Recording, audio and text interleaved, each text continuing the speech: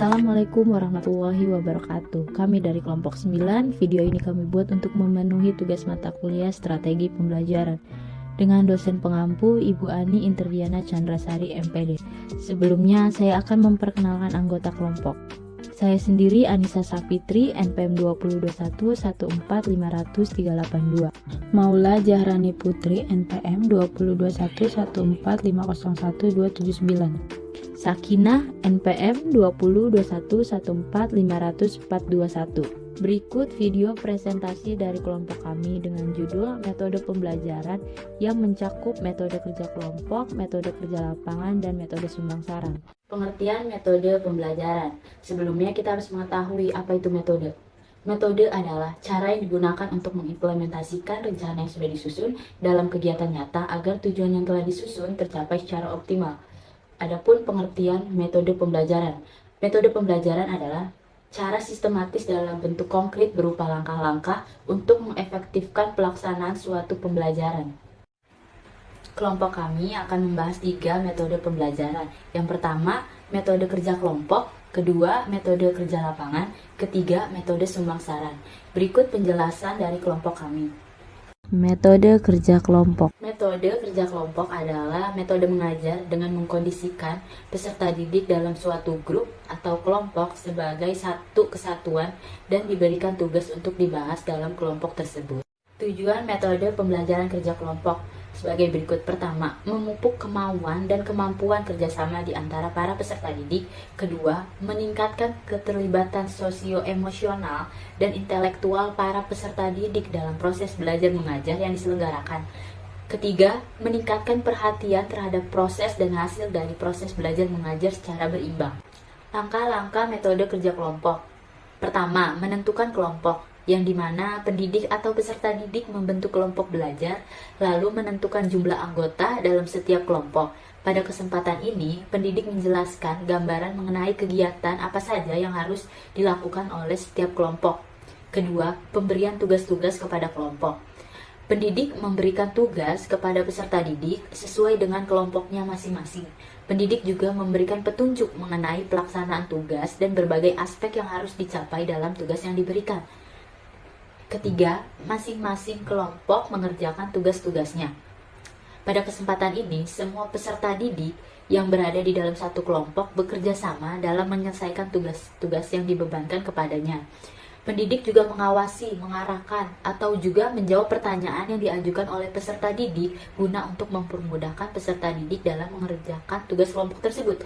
Keempat, pendidik bersama peserta didik dilakukan penilaian, bukan saja terhadap hasil kerja yang dicapai kelompok, melainkan juga terhadap cara bekerja sama dan aspek-aspek lainnya. Pada penilaian ini yang dilihat secara individu, kelompok, maupun kelas sebagai kesatuan. Kelebihan dan kekurangan metode kerja kelompok. Kelebihan. Pertama, membuat peserta didik aktif mencari bahan untuk menyelesaikan tugasnya. Kedua, menggalang kerjasama dan kekompakan dalam kelompok. Ketiga, mengembangkan kepemimpinan peserta didik dan pengajaran keterampilan berdiskusi dan proses kelompok. Kekurangannya, pertama, kerja kelompok hanya memberikan kesempatan kepada peserta didik yang aktif dan mampu untuk berperan, sedangkan peserta didik yang terbelakang tidak berbuat apa-apa. Kedua, memerlukan fasilitas yang beragam, baik fasilitas fisik dan ruangan maupun sumber-sumber belajar yang harus disediakan.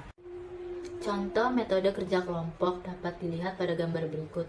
Pada gambar tersebut, terlihat peserta didik yang sedang mengerjakan tugas secara bersama-sama dalam bentuk kelompok. Pada gambar selanjutnya, di mana para peserta didik tersebut sedang menyampaikan atau mempresentasikan hasil diskusi mereka kepada para peserta didik lainnya dan pendidik. Itulah beberapa contoh dari metode kerja kelompok. Materi selanjutnya yaitu metode kerja lapangan yang akan disampaikan oleh teman saya. Metode kerja lapangan. Di sini saya akan menjelaskan materi tentang metode kerja lapangan. Metode kerja lapangan merupakan metode mengajar dengan mengajak peserta didik ke dalam suatu tempat di luar sekolah yang bertujuan tidak hanya sekedar observasi atau penilaian saja, tetapi langsung terjun turut aktif ke lapangan agar peserta didik dapat menghayati sendiri serta bekerja sendiri di dalam pekerjaan yang ada di dalam masyarakat. Tujuan metode kerja lapangan. Yang pertama, menghasilkan tenaga kerja yang mampu memiliki keahlian profesional, yakni tenaga kerja yang memiliki pengetahuan, keterampilan, dan etos kerja yang sesuai dengan tuntutan dunia kerja. Yang kedua, meningkatkan keselarasan antara lembaga pendidikan dan pelatihan, kejuruan, dengan dunia industri. Yang ketiga, meningkatkan efisiensi penyelenggara pendidikan dan pelatihan tenaga kerja yang berkualitas profesional dengan memanfaatkan sumber daya pelatihan yang ada di dunia kerja. Dan yang keempat, memberi pengakuan dan penghargaan dalam proses pendidikan. Langkah-langkah metode kerja lapangan. Yang A, merumuskan tujuan dari kegiatan yang akan dilakukan. Yang B, menentukan jenis kegiatan yang akan dilakukan. Yang C, menentukan tempat pelaksanaan kegiatan. Yang D, menentukan waktu yang tepat untuk pelaksanaan kegiatan. Yang E, mempersiapkan perlengkapan yang diperlukan, misalnya alat ukur untuk mengukur lebar jalan. Yang F, pembagian kelompok dan tugas yang jelas. Yang G, pembagian tempat pelaksanaan kegiatan masing-masing kelompok. H, pelaksanaan kegiatan oleh masing-masing kelompok sesuai dengan tugas dan tanggung jawab yang didapat. Yang I, pembuatan laporan dari kegiatan yang telah dilaksanakan. Kelebihan dan kekurangan metode kerja lapangan.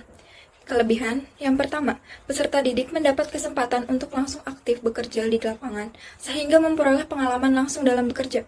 Yang kedua, peserta didik menemukan pengertian pemahaman dari pekerjaan itu mengenai kebaikan maupun kekurangannya.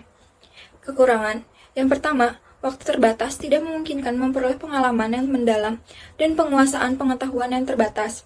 Yang kedua, untuk kerja lapangan, perlu biaya yang banyak, tempat praktek yang jauh dari sekolah, sehingga guru perlu meninjau dan mempersiapkan terlebih dahulu.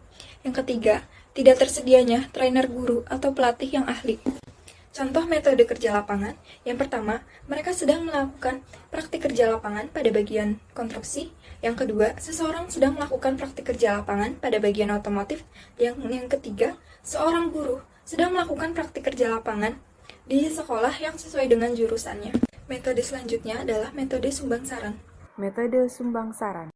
Pengertian metode sumbang saran. Metode sumbang saran disebut juga dengan metode brainstorming, merupakan metode pembelajaran yang dikembangkan oleh Alex F. Osborne yang dapat diterapkan untuk memecahkan suatu masalah dalam kelompok kecil sekitar 4-7 orang dengan menggali gagasan sebanyak mungkin dari anggota kelompok. Sumbang saran merupakan suatu cara mengajar dengan mengutarakan suatu masalah ke kelas oleh guru, kemudian peserta didik menjawab dengan mengemukakan pendapat atau jawaban dan komentar sehingga masalah tersebut berkembang menjadi masalah baru.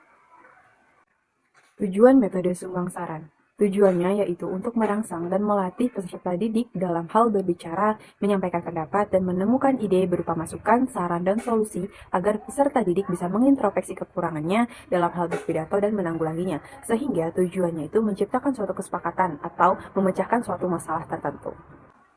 Langkah-langkah metode sumbang saran. Yang pertama, ada pemberian informasi dan motivasi.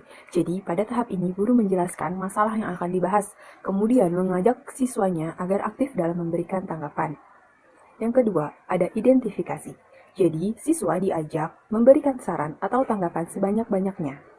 Yang ketiga, ada klasifikasi. Jadi, semua saran dan masukan yang telah ditulis selanjutnya dikelompokkan berdasarkan struktur atau faktor-faktor lain yang telah disepakati sebelumnya.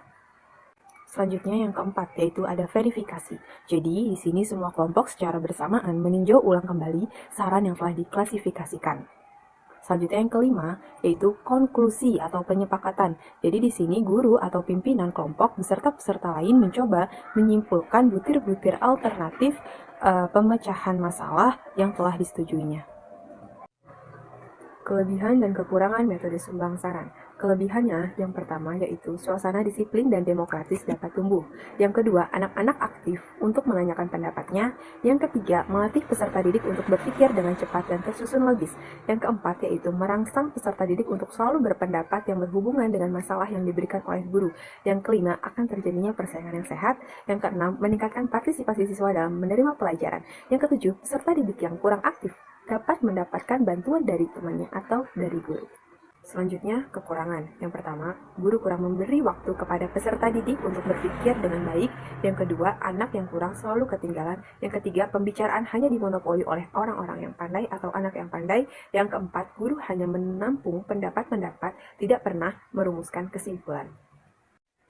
Contoh metode sumbang saran. Yang pertama ada memetakan ide dalam kerangka berpikir atau mind mapping.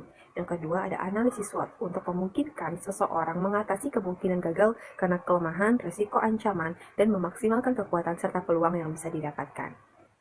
Praktek metode sumbang saran dalam pembelajaran. Assalamualaikum warahmatullahi wabarakatuh. Selamat siang semuanya. Hari ini kita mulai pembelajaran yang ketiga, yaitu tentang usaha dalam kegiatan ekonomi di masyarakat Indonesia.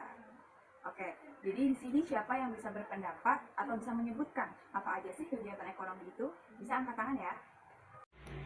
Saya Kak, saya ingin berpendapat tentang kegiatan ekonomi di dalam masyarakat. Yang pertama, pertanian. Yang kedua, perikanan, perindustrian, peternakan, kehutanan, perdagangan. Ya, betul sekali Ilma. Itu adalah contoh dari kegiatan ekonomi di Indonesia. Baik, sekian presentasi dari kelompok kami. Kurang lebihnya mohon maaf. Wassalamualaikum warahmatullahi wabarakatuh.